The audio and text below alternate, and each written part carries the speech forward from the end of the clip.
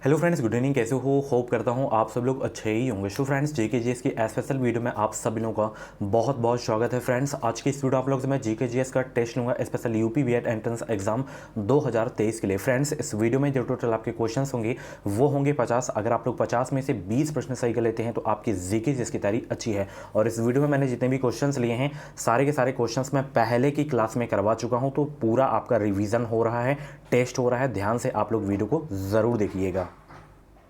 एक बार फिर से सभी को गुड इवनिंग। सबसे पहला प्रश्न आपकी स्क्रीन पे है। थोड़ा मैं फास्ट करवाऊंगा क्वेश्चन, क्योंकि ये सारे के सारे प्रश्न पहले की क्लास में करवा चुका हूं। ठीक है, पहला प्रश्न है, भारत में करेंसी नोट जारी करता है वित्त मंत्रालय या भारतीय स्टेट बैंक या भारतीय रिजर्व बैंक या वित्त सचिव? तो ध्यान रखना, भारत में करेंसी नोट जो है जारी किया जाता है आरबीआई के द्वारा, रिजर्व बैंक ऑफ इंडिया के द्वारा। डी आपका बिल्कुल करेक्ट हो जाएगा। आरबीआई की स्थापना कब हुई? 1935 में। और इसका राष्ट्रीयकरण कब हुआ?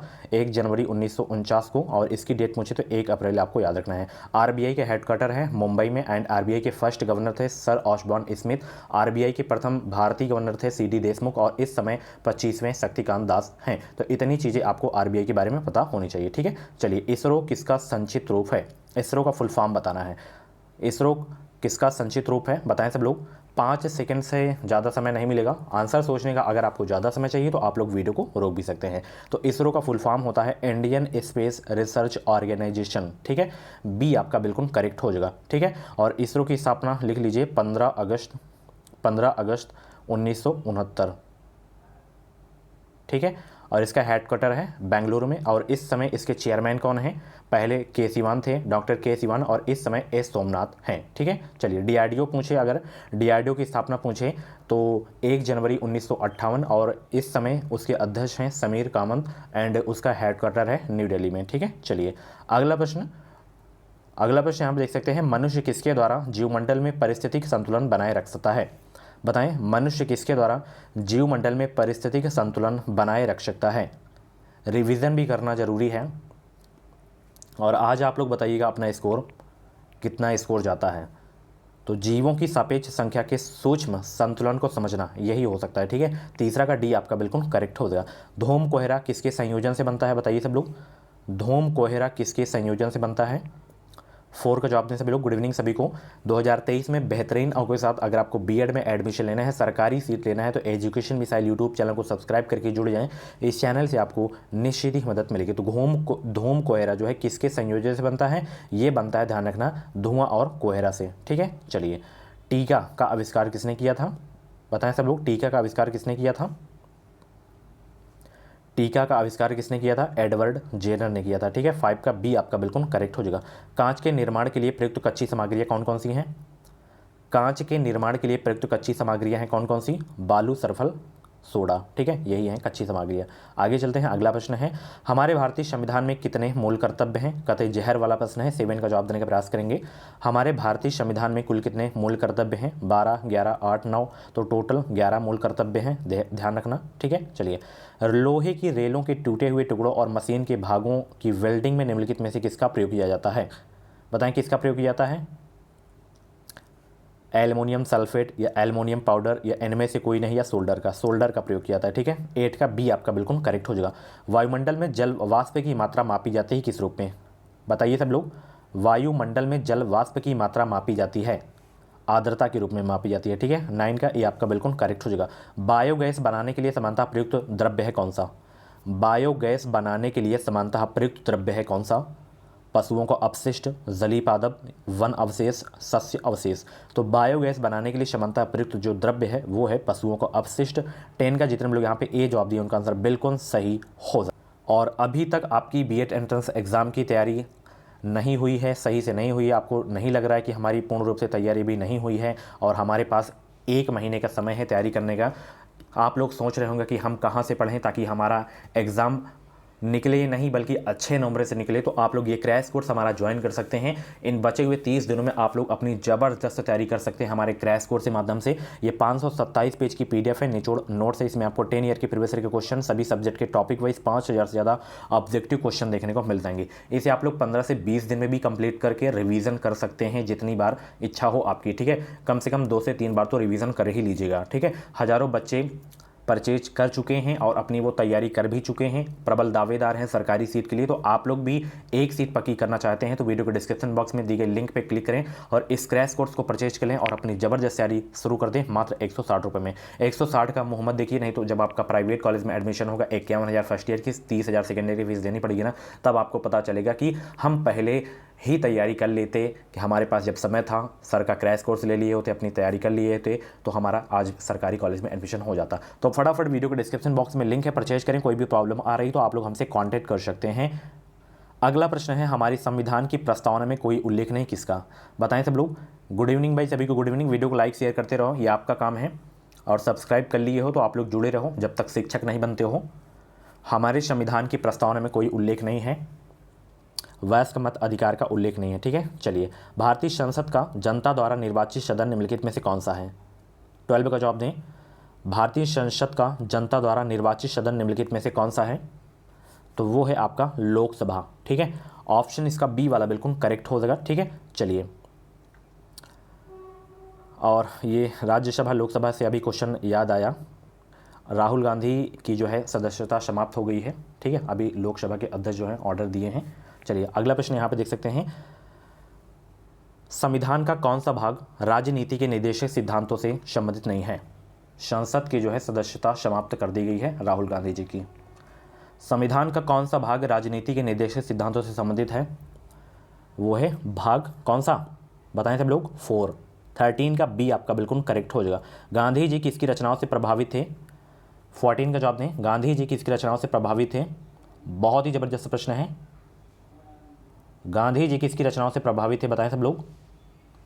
तो गांधी जी जो है किसकी रचनाओं से प्रभावित है? ये लियो टॉलस्टॉय के जो है रचनाओं से प्रभावित है। 14 का डी आपका बिल्कुल करेक्ट हो जाएगा।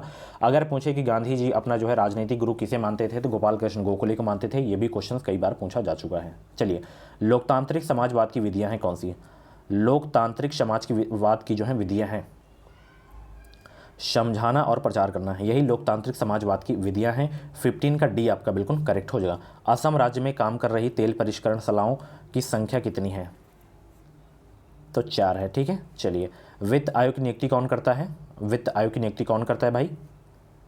और इस समय वित्त आयोग के अध्यक्ष कौन है? एन के सिंह। प्रथम अध्यक्ष थे केसी नियोगी, और राष्ट्रपति के द्वारा नियुक्ति की जाती है वित्त आयोग की। 17 का डी आपका बिल्कुल करेक्ट हो जाएगा। अन्नपूर्णा योजना किस वर्ष कार्यान्वित की गई थी? 18 का जवाब देने का प्रयास करेंगे। अन्नपूर्णा योजना किस वर्ष कार्यान्वित की गई थी? ये की गई थी सन 2000 में, ठीक है। बहुत ही अच्छे। किसी देश के अनुकूल व्यापार शेष का आशय है? किसी देश के अनुकूल व्यापार शेष का आशय है क्या? आयात की अपेक्षा निर्यात अधिक है। 19 का बी आपका बिल्कुल करेक्ट हो जाएगा। चलिए, मुख्य आयरन और स्टील उद्योग किस पठार में स्थित है? 20 का जवाब दें सब लोग। मुख्य आयरन और स्टील उद्योग किस पठार में स्थित है? ये स्थित है छोटा नागपुर के पठार में। बहुत ही इंपॉर्टेंट क्वेश्चन है। चलिए, अगला प्रश्न, घास का सबसे ऊंचा और सबसे मोटा प्रकार कौन सा है? घास का सबसे ऊंचा और सबसे मोटा प्रकार कौन सा है? तो वो है आपका बांस, ठीक है। चलिए, आगे चलते हैं। अगला प्रश्न, निम्नलिखित में से किस नदी का स्रोत भारत से बाहर है? ये प्रश्न का जवाब आप लोग कमेंट बॉक्स में दीजिएगा। चलिए, मैं ही बता देता हूँ, ब्रह्मपुत्र नदी का स्रोत भारत से बाहर है, ठीक है। चलिए, माजुली संसार का सबसे बड़ा नदी द्वीप है, किस राज्य में स्थित है? माजुली जो है संसार का सबसे बड़ा नदी द्वीप है, ये किस राज्य में स्थित है? आई थिंक ये क्वेश्चन आज सुबह वाली क्लास में करवाया था। हाँ, करवाया था, असम राज्य में है, ठीक है। चलिए, बी वाला आपका बिल्कुल करेक्ट हो जाएगा। चलिए, अगला प्रश्न है, मरुस्थली भवन को रोका जा सकता है? मरुस्थली भवन को रोका जा सकता है कैसे? 24 का जवाब दें। मरुस्थली भवन को रोका जा सकता है अतिचारण को रोक कर। 24 का बी आपका बिल्कुल करेक्ट हो जाएगा। अगला प्रश्न है, देवी माता की पूजा संबंधित थी किसके साथ? देवी माता की पूजा संबंधित थी किसके साथ? सिंधु घाटी सभ्यता के साथ। 25 का सी आपका बिल्कुल करेक्ट हो जाएगा। बंद गोभी का खाद्य अंश होता है, जो बंद गोभी होती है उसका हम कौन सा जो है अंश खाते हैं, ये आपको बताना है। कालिका जिसे बोलते हैं। 26 का सी आपका बिल्कुल करेक्ट हो जाएगा। नेक्स्ट क्वेश्चन, निम्नलिखित में से कौन से पक्रम अंधकार के समय पादपों के साथ संबंध होते हैं? बताइए सब लोग, निम्नलिखित में से कौन से पक्रम अंधकार के समय पादपों के साथ संबंध होते हैं? सभी को भाई गुड इवनिंग। वीडियो को लाइक शेयर करते रहो दबा के, और लोगों के पास भी पहुंचाओ वीडियो को, ताकि उनको भी हेल्प मिल सके हमारी क्लास से, वो भी अपनी ज़बरदस्त सरकारी सीट की तैयारी कर सके हमारे चैनल से। और चैनल से यार जुड़े रहें, इस चैनल से आपको निश्चित ही मदद मिलेगी। एग्जाम बाद का प्रोसेस क्या होता है ये भी आपको बताऊंगा, काउंसलिंग कैसे होती है, काउंसलिंग में कौन कौन से डॉक्यूमेंट्स लगते हैं, एडमिशन का प्रोसेस क्या होता है, एडमिशन में क्या क्या करवाना पड़ता है, ये सारी जानकारी आपको मिलती रहेगी। आगे टेट सीटेट का एग्जाम को कैसे क्वालिफाई किया जाएगा, जैसे मैं डीएड क्वालिफाई किया हूँ, टेट सीटेट दोनों एग्जाम्स को 2 बार, वही तरीका आपको भी बताऊंगा। तो जुड़े रहें, निश्चित ही आपको सफलता मिलेगी हमारे चैनल से। चालन और श्वसन आपका सही हो जाएगा, ठीक है। चलिए, MRI मशीन में निम्नलिखित में से किसका प्रयोग किया जाता है? MRI मशीन में निम्नलिखित में से किसका प्रयोग किया जाता है? चुंबकीय तरंग का प्रयोग किया जाता है, ठीक है। चलिए, अलेक्जेंडर और पोरस ने लड़ाई लड़ी थी कहाँ? अलेक्जेंडर और पोरस ने लड़ाई लड़ी थी कहाँ?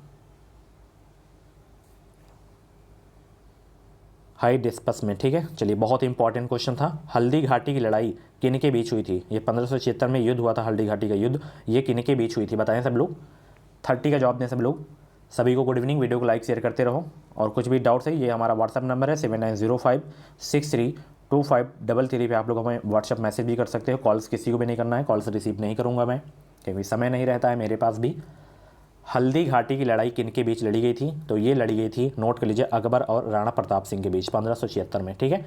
चलिए आगे चलते हैं। शाहजहां का प्रसिद्ध तख्ते हाउस 1739 ईस्वी में कौन ले गया था? शाहजहां का प्रसिद्ध तख्ते हाउस 1739 ईस्वी में कौन ले गया था? बताइए, शाहजहां का प्रसिद्ध तख्ते हाउस 1739 ईस्वी में कौन ले गया था? फारसी आक्रामक नादिर शाह ले गया था, ठीक है। 31 का बी आपका बिल्कुल करेक्ट हो जाएगा।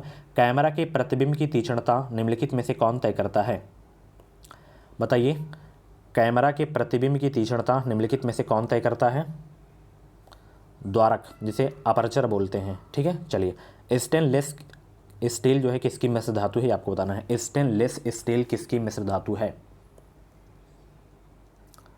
स्टेनलेस स्टील किसकी मिश्र धातु है? क्रोमियम, कार्बन और आयरन की मिश्र धातु है, ठीक है। बी आपका बिल्कुल करेक्ट हो जाएगा। चलिए आगे चलते हैं। पत्तों में दिखाई देने वाली सिराएं काम करती हैं किसका? पत्तों में दिखाई देने वाली सिराएं काम करती हैं वाष्पोत्सर्जन का। 34 का बी आपका बिल्कुल करेक्ट हो जाएगा। निम्नलिखित में से बौद्ध साहित्य की पहचान कीजिए। इसमें त्रिपिटक का संबंध किससे है? बौद्ध धर्म से, ठीक है। एक ग्रंथ है ये। पक्षियों को उड़ने से रोकने की प्रक्रिया क्या कहलाती है? पक्षियों को उड़ने से रोकने की प्रक्रिया क्या कहलाती है? तो वह कहलाती है ब्रेलिंग। क्या कहलाती है? ब्रेलिंग कहलाती है। विक्रम साराभाई अंतरिक्ष केंद्र स्थित है कहाँ? 37 का जवाब दें। विक्रम साराभाई अंतरिक्ष केंद्र स्थित है कहाँ? त्रिवेंद्रम में है। 37 का बी आपका बिल्कुल करेक्ट हो जाएगा। सेकंड के लोलक की काल अवधि होती है कितनी? सेकंड के लोलक की काल अवधि होती है कितनी? 2 सेकंड होती है। बी आपका बिल्कुल करेक्ट हो जाएगा। ठंडे देशों में शीतकाल में झीलें जम जाती हैं नीचे पानी छोड़कर 4 डिग्री सेल्सियस पर, ठीक है। चलिए, आमिर को ही, जिसे कृषि विभाग के नाम से जाना जाता था, नामक एक नया विभाग किस सुल्तान द्वारा शुरू किया गया था? कृषि विभाग किसके द्वारा जो है शुरू किया गया था? ये मोहम्मद बिन तुगलक के द्वारा जो है शुरू किया गया था। 40 का सी आपका बिल्कुल करेक्ट हो जाएगा।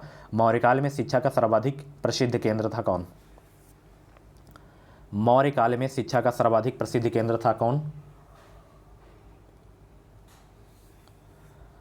तो वो था तक्षशिला। 41 का सी आपका बिल्कुल करेक्ट हो जाएगा। नंद वंश के पश्चात मगध पर किस राजवंश ने शासन किया? 42 का जवाब दें सब लोग। नंद वंश के पश्चात मगध पर किस राजवंश ने शासन किया? मौर्य वंश ने शासन किया, ठीक है। 42 का ए आपका बिल्कुल करेक्ट हो जाएगा। कलिंग विजय के उपरांत अशोक महान ने निम्नलिखित में से किस धर्म को अंगीकार कर लिया था? और जो सांची का स्तूप है मध्य प्रदेश में, इसको जो है अशोक के द्वारा बनवाया गया था, ये भी आपको पता होना चाहिए। तो बताइए, इस प्रश्न का क्या उत्तर हो जाएगा? किस धर्म को अंगीकार कर लिया गया था कलिंग विजय के बाद? बौद्ध धर्म, ठीक है। बहुत ही इंपॉर्टेंट क्वेश्चन है। मुगल काल की राजकीय भाषा थी क्या? मुगल काल की राजकीय भाषा थी क्या? फारसी थी। कई बार करवा चुका हूँ अपनी क्लास में, ये भी क्वेश्चंस कई बार करवा चुका हूँ। स्टार लगा के नोट कर लेना, एग्जाम में पूछा जा सकता है। खरोष्टी लिपि लिखी जाती है किस ओर? खरोष्टी लिपि लिखी जाती है किस ओर? ये दाईं ओर से बाईं ओर लिखी जाती है, ठीक है। चलिए आगे चलते हैं। मंदिरों की उत्तरी शैली किस नाम से जानी जाती है? मंदिरों की उत्तरी शैली किस नाम से जानी जाती है? तो तो ये जानी जाती है नागर शैली के नाम से। ठीक है, 46 का बी आपका बिल्कुल करेक्ट हो जाएगा। कुतुब मीनार का निर्माण किसने प्रारंभ कराया था, ये आपको बताना है। तो देखिए, अगर निर्माण की बात करें कि प्रारंभ किसने कराया था, तो कुतुबुद्दीन ऐबक ने। अगर एग्जाम में पूछे कि कुतुब मीनार का निर्माण पूरा किसने करवाया था, तो इल्तुतमिश ने करवाया था, इसका दामाद। ठीक है, चलिए। हिंदू मुस्लिम एकता का प्रतीक सुलह कुल उत्सव आयोजित किया जाता है कहाँ? हिंदू मुस्लिम एकता का प्रतीक सुलह कुल उत्सव आयोजित किया जाता है कहाँ? ये किया जाता है अलीगढ़ में। अलीगढ़ किस लिए प्रसिद्ध है? ताले के लिए, ये भी आपको याद रखना है। अग्निग्रह किस धर्मावलंबी का पूजा स्थल है? अग्निग्रह किस धर्मावलंबी का पूजा स्थल है? ये है पारसी धर्म का। ओके, लास्ट क्वेश्चन आपकी स्क्रीन पे है कि मूर्ति कला की गांधार स्कूल शैली निम्न शैलियों में से किसका सम्मिश्रण था? बताइए किसका सम्मिश्रण था? तो ये था भारतीय एवं ग्रीक शैलियों का। सो फ्रेंड्स, ये थी जीके की क्लास, यानी कि पहले की क्लास में ये सारे के सारे क्वेश्चन हो चुके थे। होप करता हूँ 50 में से 30 प्लस आपका आज स्कोर गया होगा। तो जितना भी स्कोर आपका गया होगा, रियल में अपना स्कोर बताइएगा आप लोग। ठीक है, उड़ाई ढकाई मत बताया करें कि मेरा 45 जाता है 44 जाता है, ऐसे मत बताया करें। रियल स्कोर अपना बताया करें जब भी बताया करें। और ये क्लास कैसी लगी कमेंट बॉक्स में अपना फीडबैक जरूर दीजिएगा, और चैनल को सब्सक्राइब कर लीजिएगा अभी तक सब्सक्राइब नहीं की हो तो। वीडियो को लाइक करो, शेयर करो। मिलते हैं अगली वीडियो पे। Thanks for watching. और भी क्लासेस अगर आप लोगों को देखनी है तो आप लोग प्ले लिस्ट में जाइए, प्ले लिस्ट में आपको सारी की सारी क्लासेस मिल जाएंगी। Thanks for watching, thank you so much.